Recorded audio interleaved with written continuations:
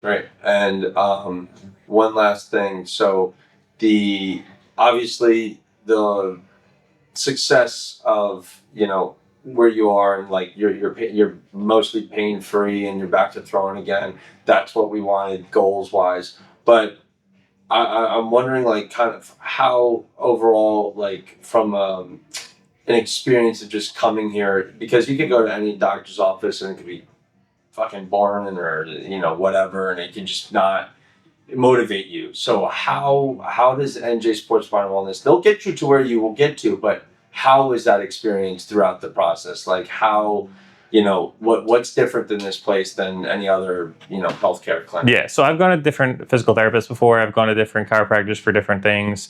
And my biggest like reason why I didn't like where I finished with them in the past is because they just got to a point where it just kind of tapered out. And like once they got you to a point, it was just kind of like doing the same thing over and over and over again, and there wasn't like a change. And then I just like, why am I keep coming here? Because like I could do the things you're doing to me at home, whether it's exercises or just stretches.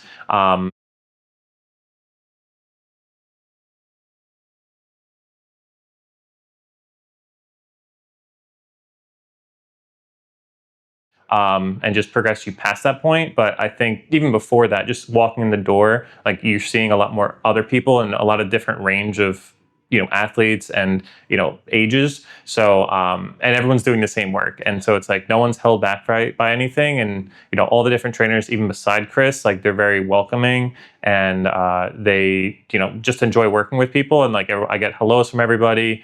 Whereas in the past, like if you were working with one technician or one doctor, they were the only person who introduced himself to you, and it's like you didn't really have like interaction with everyone else. Like you just had your person, and that was it. Yeah, and then like they'd hand you off to someone who didn't really like talk to the other doctor, and then you're just like going back 3 steps because they didn't know, they weren't caught up to speed.